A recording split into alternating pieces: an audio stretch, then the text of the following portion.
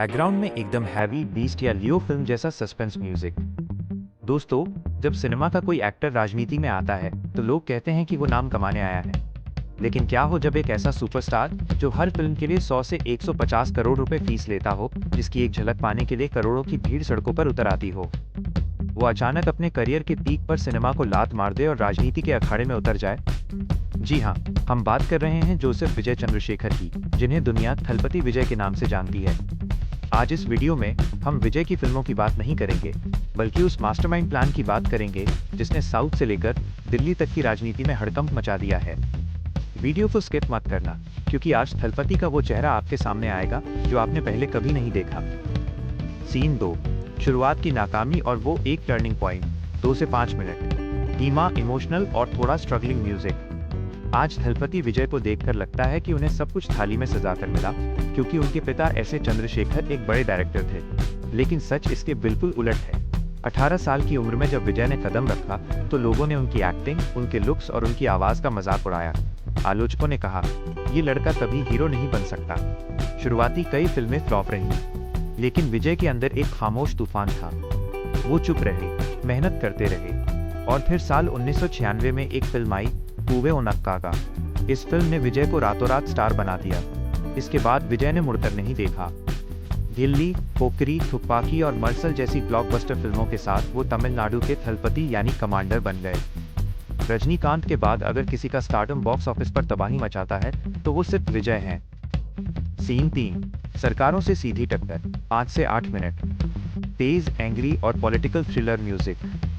लेकिन दोस्तों, थलपति विजय सिर्फ एक एक्टर नहीं रहे। उनकी फिल्मों में समाज का गुस्सा दिखने लगा, और यहीं से शुरू हुई उनकी असली जंग। फिल्म मर्सल में जब उन्होंने जीएसटी और देश के मेडिकल सिस्टम पर सवाल उठाए तो केंद्र सरकार के नेता उनके खिलाफ खड़े हो गए। उन पर पर्सनल अटैक किए गए। इसके बाद आई फिल्म सरकार, जिसमें उन्होंने चुनाव प्रणाली पर ऐसा प्रहार किया कि तमिलनाडु की सत्ताधारी पार्टी के कार्यकर्ता थिएटर्स के बाहर प्रदर्शन करने लगे। फिल्में बैन करने की धमकियां दी गईं। सोचिए, एक अकेला एक्टर जिससे राज्य की बड़ी बड़ी सरकारें डरने लगी थीं।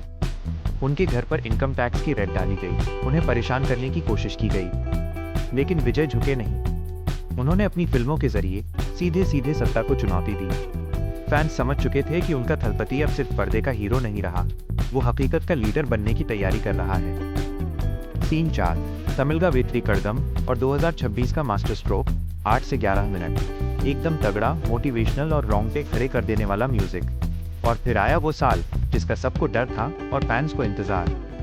विजय ने अपनी आखिरी फिल्मों की घोषणा की और अपनी खुद की पॉलिटिकल पार्टी बनाई, तमिलगा वेत्री कड़गम टीवीके। करोड़ों की कमाई, लग्जरी लाइफ, बॉलीवुड से लेकर टॉलीवुड तक का रुतबा। विजय ने इन सब पर लात मार दी। क्यों?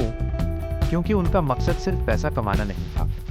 उन्होंने अपनी रैलियों में साफ कहा कि वो तमिलनाडु की जनता के हक के लिए अपनी जिंदगी कुर्बान करने को तैयार है। राजनीतिक पंडित मानते हैं कि साल 2026 के तमिलनाडु विधानसभा चुनाव में थलपति विजय एक बहुत बड़ा उलटफेर करने वाले हैं। जो लोग उन्हें सिर्फ एक सिनेमा का एक्टर समझ रहे थे, आज उनकी रैलियों में उमड़ती लाखों की भीड़ देखकर उन नेताओं के पसीने छूट रहे हैं। विजय ने साबित कर दिया है कि वो किंग मेकर नहीं, सीधे किंग बनने आए हैं। सीन 5, आउटरो और कॉल टू एक्शन। 11 से 12 मिनट, जोश से भरा हुआ क्लोजिंग म्यूजिक। तो दोस्तों, थलपति विजय का ये सफर हमें सिखाती है कि जब आप अपने कंफर्ट जोन से बाहर निकलकर लोगों के लिए खड़े होते हैं तो इतिहास आपको हमेशा याद रखता है। पर्दे का कमांडर अब असल जिंदगी में जंग लड़ने निकल चुका है। क्या आपको लगता है कि थलपति विजय तमिलनाडु के अगले मुख्यमंत्री बन पाएंगे? क्या वो राजनीति के इस दलदल को साफ कर पाएंगे? अपनी राय कमेंट बॉक्स में जरूर बताएं। अगर आप भी थलपति के सच्चे फैन हैं तो इस वीडियो को लाइक और शेयर करके